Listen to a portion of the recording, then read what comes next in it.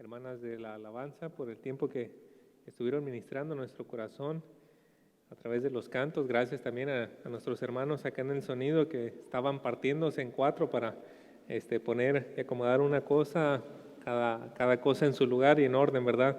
Gracias a Dios por ese ministerio que también desarrollan.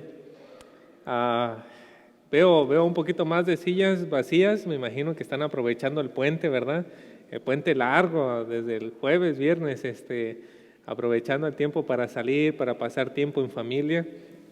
Qué bueno, estemos orando por las familias que pueden disfrutar ese tiempo de salir, estar juntos y dar ese reposo, ese descanso también para el cuerpo.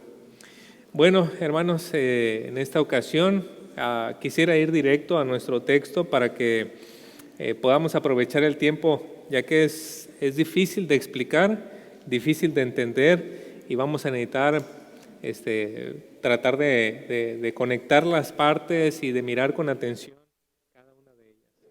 Entonces, les pido por favor me acompañen al Evangelio de Marcos y vamos a concluir con esta sección ya del capítulo 9, versículo 42 al versículo 50. Marcos capítulo 9, versículos del 42 al versículo 50. Ya que lo encuentre, le quiero pedir si de favor me acompaña poniéndose de pie. Mientras doy lectura, por favor, sígame con su vista.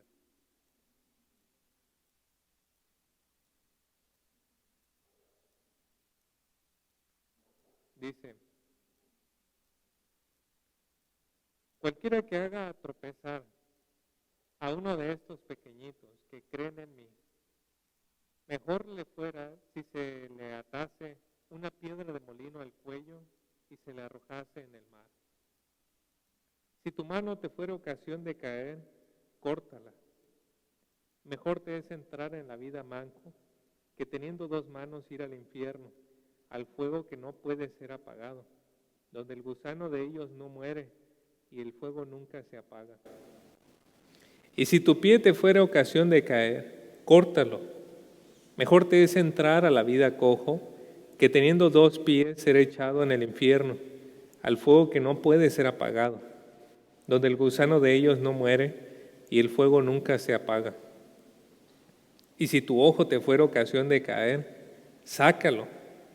Mejor te es entrar en el reino de Dios con un ojo que teniendo dos ojos ser echado al infierno, donde el gusano de ellos no muere y el fuego nunca se apaga.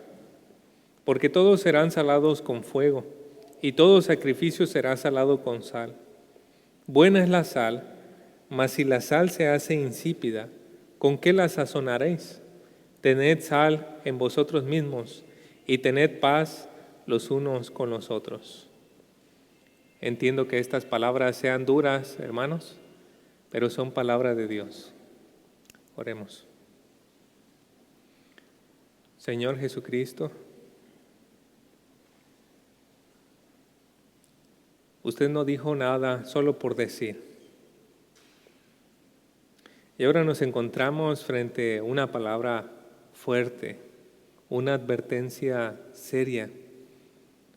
Ayúdenos, Señor, a tener el temor apropiado frente a ello. Sé que muchos, Señor, pudieran escuchar esta porción de las Escrituras y sentir enojo y sentir odio cuando se trata del infierno y del castigo. Pero, Señor, denos a nosotros una actitud apropiada de temor reverente hacia usted. Bendiga a su iglesia en esta hora y ayúdeme también a mí, por favor, Señor, a transmitir con fidelidad y con claridad lo que nos quiere enseñar en estos versículos. Se lo pedimos en el nombre de Cristo Jesús, en su nombre. Amén. ¿Puede tomar su lugar? Usted sabe que hemos venido caminando al lado de los discípulos, viendo las palabras y las obras de Jesús de Nazaret, y hemos llegado a la conclusión misma que ellos llegaron. Esta conclusión es que Jesús de Nazaret es el Mesías prometido en las profecías del Antiguo Testamento. Pero justo cuando los discípulos han reconocido esta importante verdad de que Jesucristo o de que Jesús de Nazaret es el Mesías, el camino no se pone más fácil, sino más difícil. Hay una gran montaña de ideas que ellos tienen que superar si es que quieren realmente seguir a este que es Jesús de Nazaret, el Mesías. Y en el fondo del asunto el problema yace en que los discípulos esperaban ver gloria, esperaban ver un palacio adelante, y el Señor les está hablando de una cruz para Él y una cruz para sus discípulos. Así que los discípulos tenían unas expectativas, ellos tenían una mentalidad de verse como funcionarios importantes, y el Señor les está hablando de una mentalidad y expectativas completamente diferentes, hablándoles acerca de una cruz y el sufrimiento que eso conlleva. La cruz, por lo tanto, era algo totalmente opuesto a la opinión popular, a las expectativas y los deseos de las personas. 2000 años después, el mensaje de la cruz que tenemos que cargar cada uno de nosotros sigue siendo un mensaje confrontador. Sigue siendo un mensaje que queremos decir: pastor, predicador, por favor, no hables de eso. Nos incomoda, nos inquieta, no nos deja estar a gusto. El mensaje sigue causando perturbación en nuestras mentes. ¿Por qué? Porque va en contra de muchas expectativas que nosotros tenemos. Trabajamos, nos esforzamos, hacemos muchas cosas con la finalidad de tener un mejor futuro. Y muchas veces no contemplamos lo que el Señor nos dice: si alguno quiere ser mi discípulo, tome su cruz y sígame. De modo que de aquí en adelante, cuando me refiero a la cruz, me refiero en la mayoría de las ocasiones a la cruz que nosotros tenemos que cargar, a la idea de que, como dijo el Señor, tome su cruz cada día, a la idea de que en cuanto nos levantemos, tenemos que hacernos al pensamiento de decir: este día es como si yo tuviera el madero en mi hombro y tuviera que ir caminando por las calles de Jerusalén a llevarlo hasta el lugar donde voy a ser crucificado. De aquí en adelante, cuando hablemos de la cruz, esa es la imagen que tiene que venir a nuestra mente, como si nosotros tomáramos el madero para ser crucificados allá. Porque la cruz provee la base de lo que significa ser un discípulo de Cristo. Esa es la base de lo que significa. ¿Eres un seguidor de Cristo? ¿Has entendido entonces qué significa cargar diariamente la cruz? Sin la cruz no hay base, no hay razón ninguna para alguna medida radical.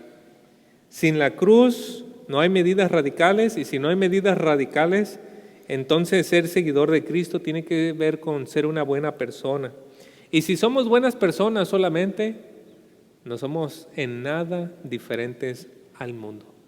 Quita el mensaje de la cruz y todo lo que te queda del cristianismo es: pórtate bien. Pero pone el mensaje de la cruz y entonces entran toda clase de medidas radicales, como vimos hace un momento: sácate el ojo, córtate la mano, córtate el pie. Bueno, ¿qué base hay para hacer eso? La idea de que diariamente tenemos que levantarnos y tomar una cruz.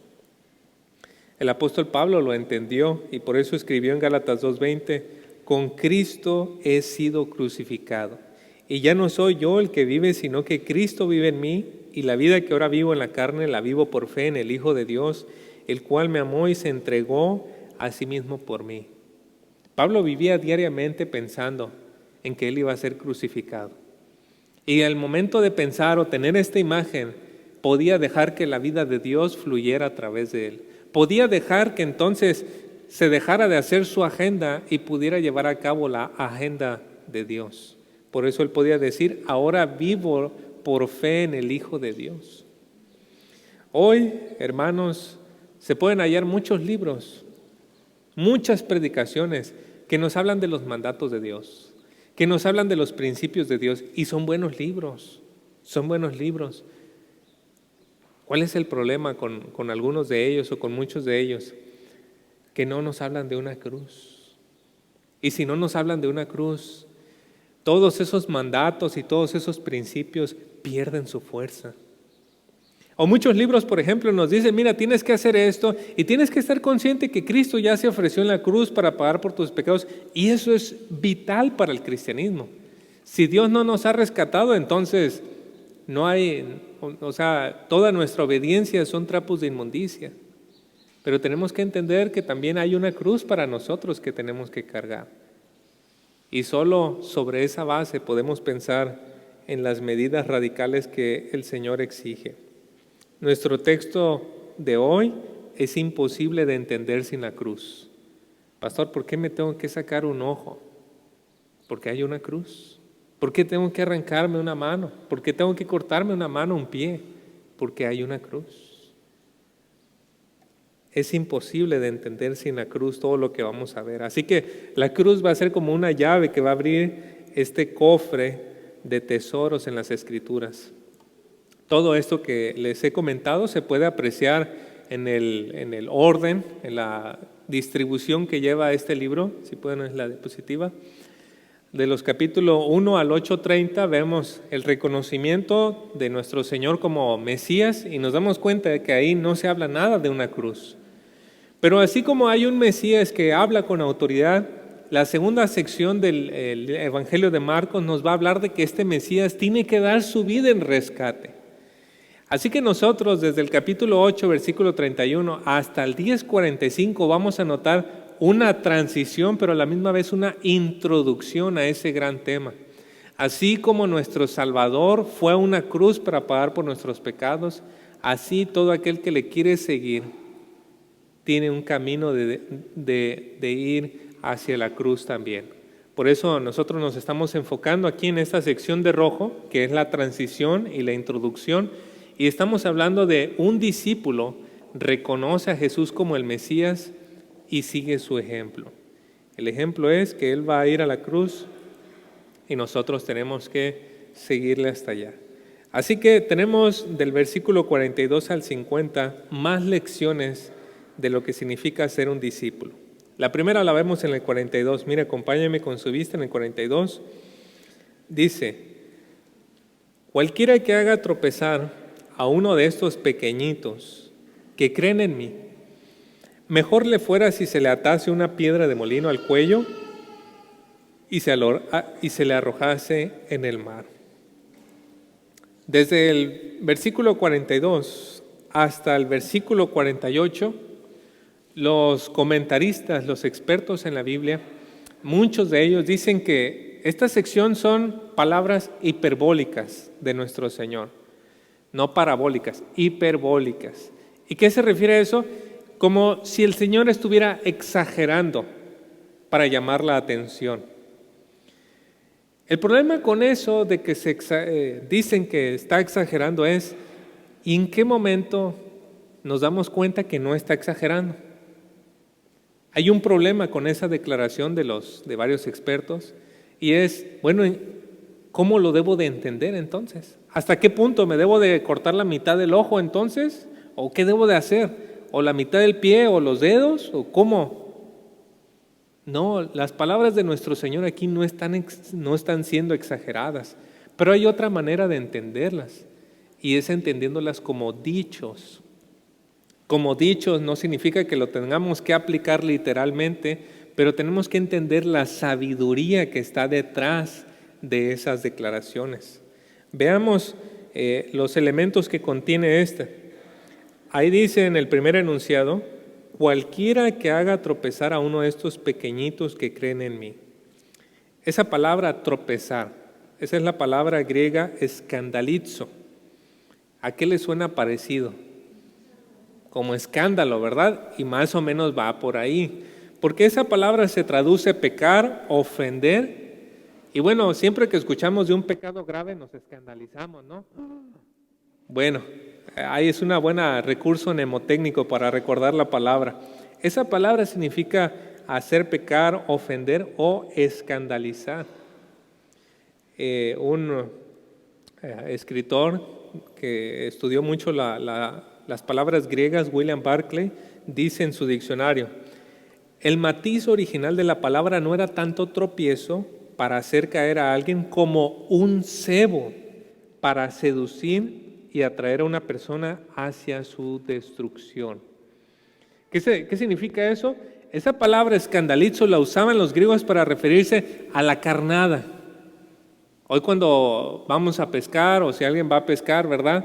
Se utilizan estos anzuelos que tienen como un pescadito bien brilloso. Entonces se lanza y bueno, normalmente un pez más grande va a ir tras el más llamativo.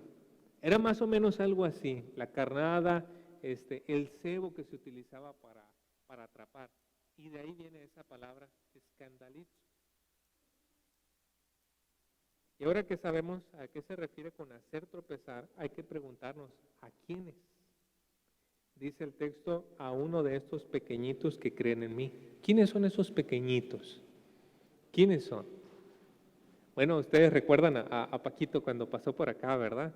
A los pequeñitos en el versículo...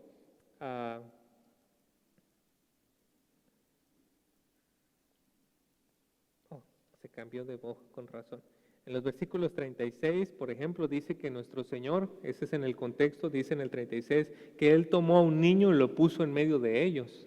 Entonces, ahí como que en primera instancia decimos, mira, si tú haces que un niño pequeñito muerda el anzuelo, caiga en la trampa, no, mejor te fuera.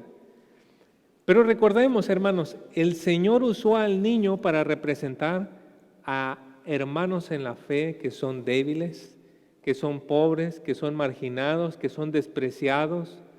Y el Señor les está diciendo aquí a sus discípulos que haga tropezar a uno de estos hermanos débiles.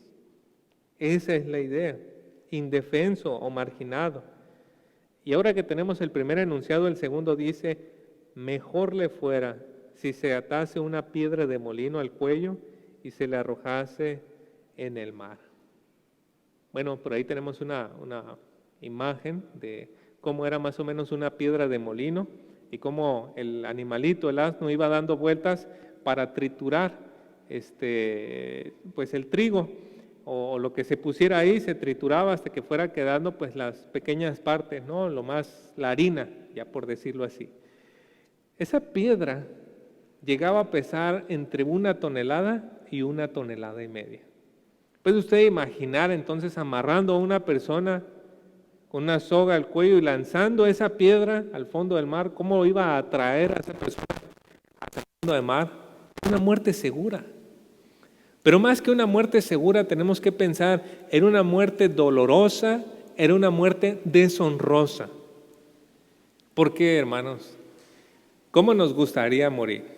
Pues nos gustaría morir lleno de años, despidiéndonos de nuestros hijos, nuestros nietos, posiblemente de nuestros bisnietos, probablemente que fuera fulminante y que pudieran hacer un velorio bonito, recordando cosas bonitas acerca de nosotros, que pudieran ver un cuerpo y enterrarlo en un lugar.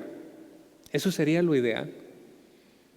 Pero con una persona ahogada en el fondo del mar, no se podría hacer eso.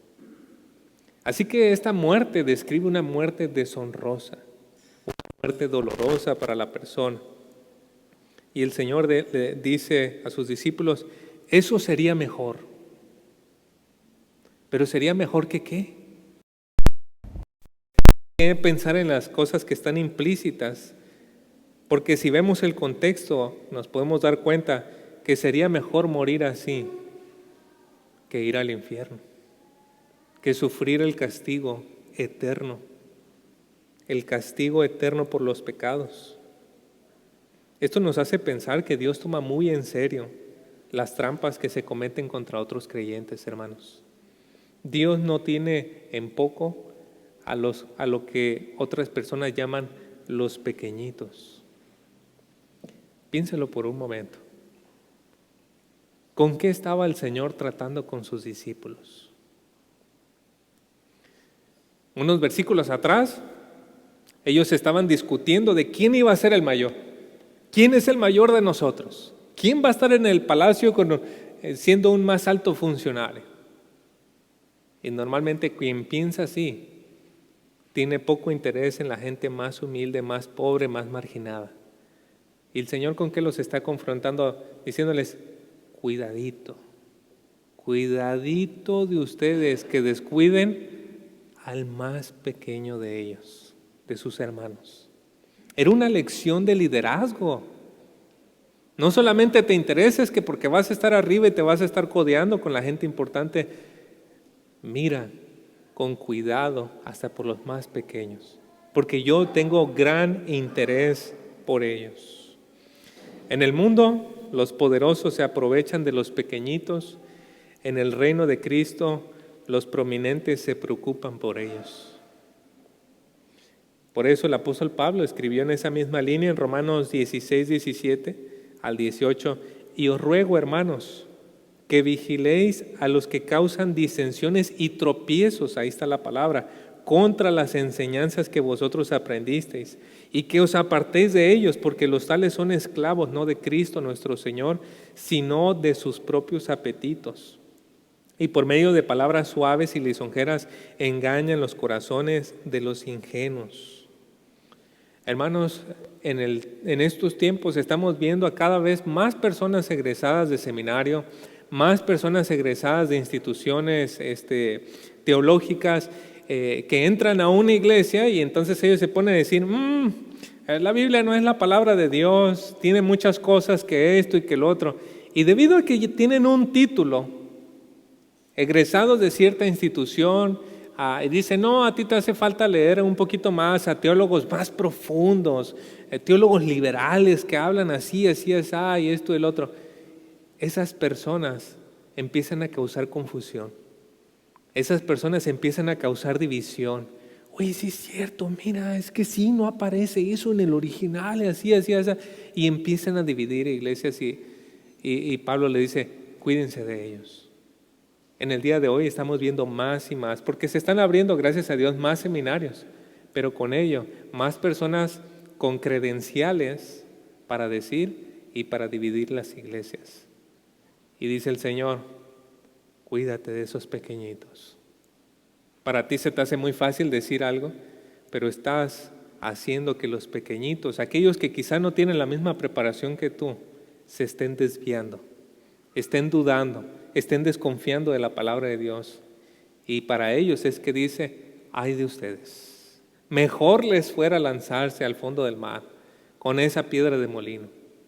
¿Por qué? Porque el Señor cuida de cada persona en la iglesia. Por esta razón el camino del sabio es tratar con cada hermano con cuidado, con pies de plomo, sabiendo que Dios aprecia en gran medida a todos. De aquí tenemos una serie de dichos muy parecidos desde el 43 al 48, muy fuertes también. Dice 43, si me acompañan ahí, si tu mano te fuera ocasión de caer, córtala. Mejor te es entrar en la vida manco que teniendo dos manos ir al infierno, al fuego que no puede ser apagado, donde el gusano de ellos no muere y el fuego nunca se apaga. Y si tu pie te fuera ocasión de caer, córtalo. Mejor te es entrar en la vida cojo que teniendo dos pies ser echado en el infierno al fuego que no puede ser apagado, donde el gusano de ellos no muere y el fuego nunca se apaga. Y si tu ojo te fuera ocasión de caer, córtalo. Mejor te es entrar en el reino de Dios, noten el cambio, en lugar de vida dice reino de Dios, con un ojo que teniendo dos ojos ser echado al infierno, donde el gusano de ellos no muere y el fuego nunca se apaga. Aquí vemos tres dichos, pero están muy conectados el uno del otro. Están conectados por diferentes partes del cuerpo, primeramente, ¿no? Pueden ver ustedes al principio la mano, el pie y el ojo. ¿La mano qué representa? Piense en las personas que mucho de su trabajo era manual en aquel entonces. Es decir, no estaban así como que con un teléfono nada más haciendo llamadas o algo, pero gran parte del trabajo era manual. El agricultor, el carpintero, incluso la ama de casa, tenía mucho que hacer con las manos. Las manos representan obra, lo que puedes emprender, lo que puedes realizar, aquello que puedes trabajar. ¿Y qué tan difícil será para un carpintero trabajar con una sola mano? Y para ponerlo más difícil, con la izquierda nomás, ¿verdad? ¿Qué tan difícil sería hacer todo su trabajo? Bueno, escuchar al Señor decir, corta tu mano. Si te es ocasión de caer, córtalo. Es algo impactante, ¿no? Es algo, Señor, pero yo la necesito mucho para hacer esto. Pero te está haciendo caer, córtalo. ¿El pie qué representa? Bueno, los pies normalmente representan, tenemos que pensar en la imagen de un viajero. Un viajero va caminando, en aquellos tiempos especialmente, iba caminando, hacía sus largos recorridos y normalmente tenía que llegar a otra ciudad y se encontraba con, bueno, tomo esa ruta o tomo aquella. Y tomaba decisiones mientras iba por el camino durante días. Así que los pies en gran medida representan nuestras decisiones en la vida, las cosas que nosotros hacemos, lo que andamos haciendo. Oye, ¿cómo has andado? Ah, bien, mira, estuve trabajando en esto, aquello, esto y lo otro. Nos habla de decisiones. Y más o menos ahí está la idea del pie.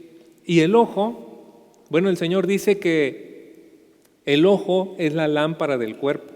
Nosotros tenemos otro dicho, los ojos son las ventanas del corazón, ¿verdad? Vemos a alguien en los ojos, él está triste. Y un ojo, representado aquí en las Escrituras, nos habla acerca de la persona en su totalidad, sus pensamientos. Entonces, la idea es que si algo que estás haciendo, si las decisiones que estás tomando o los pensamientos que tienes, alguna de esas cosas anda fallando, te está haciendo caer, te está haciendo tropezar y no te puedes levantar de ahí, el Señor dice, tienes que tomar una medida radical. No puedes dejarlo así, tienes que tomar una medida radical. Es mejor para ti quitarte eso que disfrutar de eso y ser lanzado en el infierno. La palabra para infierno es Gehenna. El Gehenna, que es la traducción griega del valle de Ben Hinnom, era el lugar donde se sacrificaban niños al dios Moloch. Allí se ofrecían, morían los niños quemados. Y después el rey Josías dijo, eso estaba abominable ahí en Jerusalén. Y convirtió ese lugar en un basurero. Así que todos los días llevaban basura de Jerusalén a ese lugar. Pueden imaginar días de sacrificio, llevar toda la basura. Y ese lugar apestaba horrible. Más que horrible, era constantemente, había fuego y había gusanos. No se apagaba. El Señor usó esa imagen para representar el sufrimiento eterno del infierno. Pero claro, el sufrimiento en el infierno es mucho más grande que esa imagen. Pero era la imagen horrible, decía el Señor, es mejor cortarte eso que es tan importante para ti que ser lanzado allá. Nuestro Dios es santo, nuestro Dios es justo y Él jamás va a castigar a alguien más de lo que merece, hermanos. También tenemos que decir a la par con eso, nuestro Dios es un Dios de amor. Y tan grande es su amor que nos dice la Escritura, Él dio a su Hijo para el perdón de nuestros pecados. Y todo aquel que pone su fe en Él, dice, tiene vida eterna. Pero aún así, hermanos, el texto nos dice que si alguien tiene un pecado del que no está dispuesto a deshacerse, será echado en el infierno. ¿Y qué clase de pecados son esos que te pueden arrojar en el infierno? Jonathan Edwards decía que el peor pecador es aquel que piensa que la va a librar. Tenemos que estar siempre alertas, en guardia. Un pecado que nos puede arrojar al infierno puede ser un negocio chueco que está dando buenas ganancias. Porque pues, nos ha gustado la vida de comodidad, nos ha gustado el bienestar, nos ha gustado eso. Estamos haciendo un negocio chueco y el Señor nos está confrontando con eso y decimos, no, yo estoy muy bien aquí. Puede ser también una relación amorosa con una mujer que no puedes dejar porque te sientes muy atraído y que tampoco quieres confesar porque puedes traer gran dolor a tu familia. Y prefieres entonces conservarlo y el Señor dice, córtalo. Puede ser también el odio o la amargura que cargas contra alguien que te lastimó.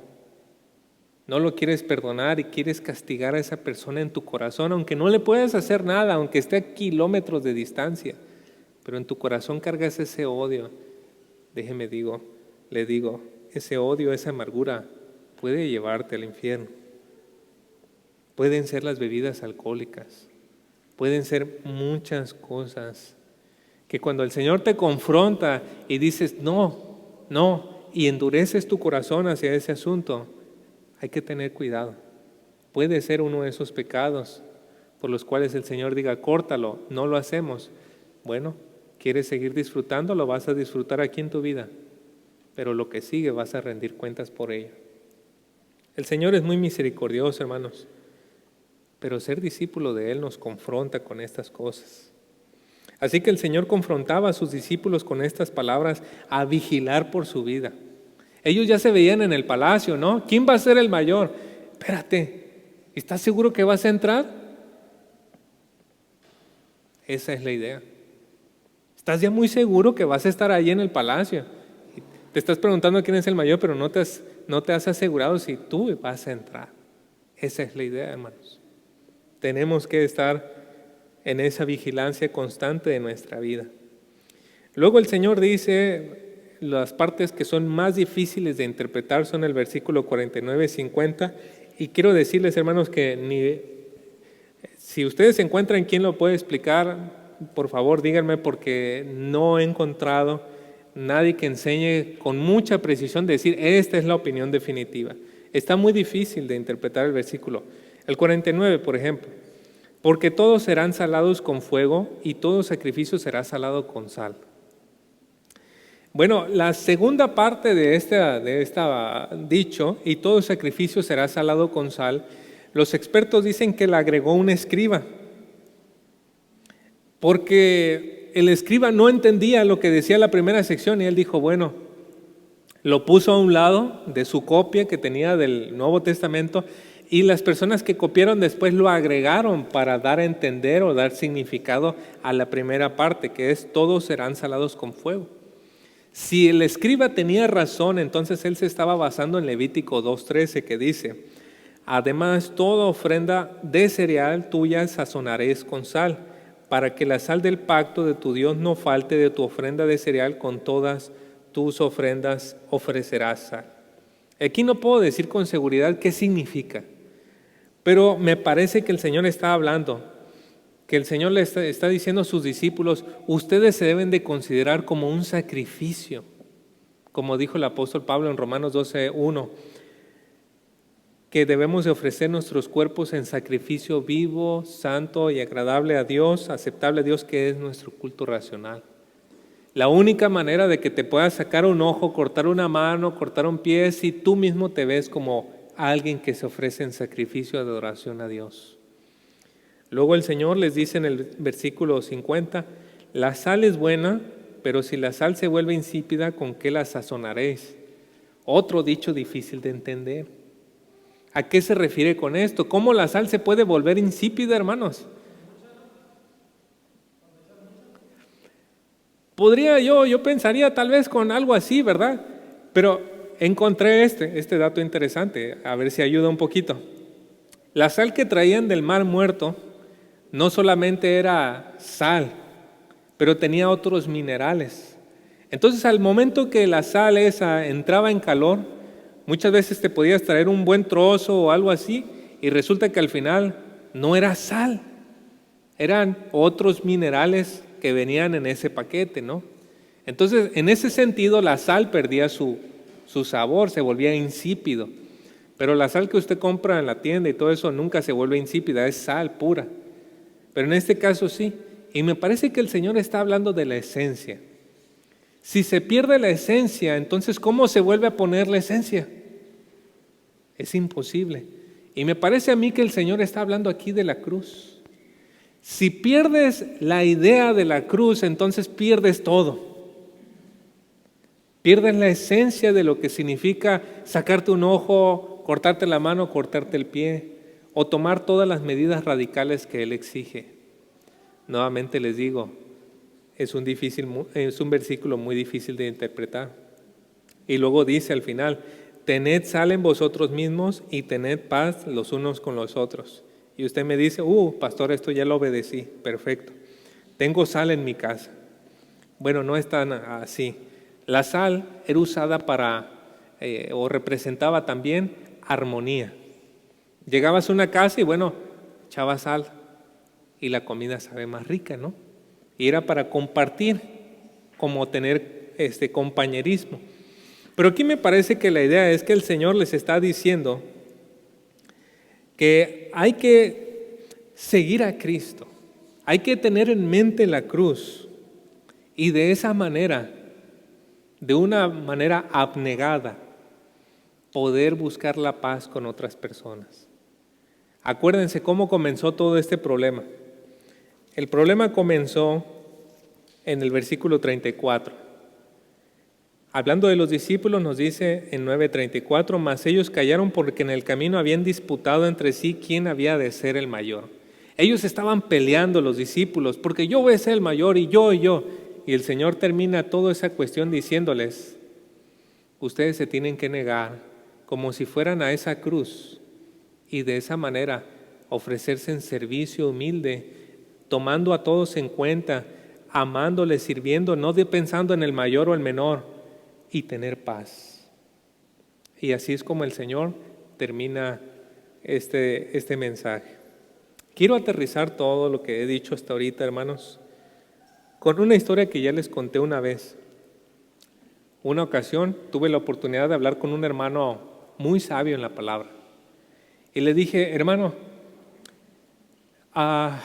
como buen joven, ¿verdad? Le dije, hermano, ¿qué considera usted que sería bueno que yo como pastor joven de una iglesia busque hacer? Porque a mí me gustaría llegar así como usted, los 60, 70 años y ser considerado un hombre fiel al Señor. Y él me dijo, imagínate que estás en Jerusalén. Imagínate que ese es el día en que te van a llevar a la cruz. Tú estás cargando ese madero. Vas por las calles, y me contó que él había estado en las calles donde probablemente caminó el Señor. Vas por las calles y las personas están arriba de la azotea viendo cómo tú vas a ir a ese madero. Cómo estás sufriendo, los soldados te están golpeando, te están pegando, la gente te está insultando y vas allí sabiendo que en unas pocas horas vas a estar colgado y que probablemente vas a pasar 1 a 3 días ahí comido por sopilotes y buitres. De repente, a la mitad del camino, se acerca un gobernante muy importante y llega con uno de los soldados que te está castigando. Le dice, oye, necesito un hombre porque el hombre que yo tenía limpiando la letrina se murió. ¿No tienes a un hombre que puedas venderme para que yo lo compre y pueda continuar con el trabajo, haciendo el quehacer en la casa? Y de repente que nos llegara el soldado y nos dijera, oye, fíjate que necesitan a alguien. ¿Estarías tú dispuesto a ir a limpiar esa letrina? El hombre te quiere comprar. ¿Qué dirías? Por favor, sí. Tiraría ese madero y diría, sí, voy contigo, lo que tenga que hacer, con tal de no ir a esa cruz. Y me decía este hermano, imagínate que eso tiene que suceder todos los días, que te levantas por la mañana y tomas tu cruz, y todos los días el Señor viene al encuentro contigo y te dice, Carlos, necesito que hagas esto. ¿Lo puedes hacer? ¿Cómo decirle que no? ¿Cómo decirle que no? Por eso el apóstol Pablo decía, con Cristo estoy juntamente crucificado y ya no vivo yo, mas vive Cristo en mí. Así que para alguien que tiene esa mentalidad, tomar una medida drástica en su vida, sacarse un ojo, no de forma literal, cortarse una mano, no en forma literal, o un pie, tomar cualquier medida radical, se entiende mejor si entendemos qué significa cargar la cruz cada día. Oremos para que el Señor nos ayude con eso. Señor Jesucristo, entendemos que las palabras que usted pronunció en aquella ocasión no fueron fáciles, ni los discípulos las entendieron inmediatamente, ni tampoco estuvieron dispuestos a la primera a llevar el peso de lo que eso conllevaba. Sé, Señor, que muchos de ellos tuvieron que pasar años hasta que pudieran entender y asimilarlo. Y gracias por su misericordia, Señor, porque también así es para nosotros. Pero no quisiera, Señor, que nosotros estuviéramos extendiendo su paciencia, a ver hasta cuándo usted nos empezará a presionar un poco más. Señor, yo ruego para que si alguno entre nosotros ha sentido la convicción del Espíritu Santo trayendo convicción de pecado, usted ayude a cada hermano, a cada hermana a tomar esa decisión drástica que se requiere con la finalidad de poder estar bien con usted, Señor. De poder decir, Señor Jesucristo, aquí está todo lo que usted demande de nosotros y tomar cada día la cruz. Por favor, ayúdenos, Señor. Ayúdeme, Padre. Se lo pedimos en su nombre. Amén. Que el Señor les bendiga, hermanos.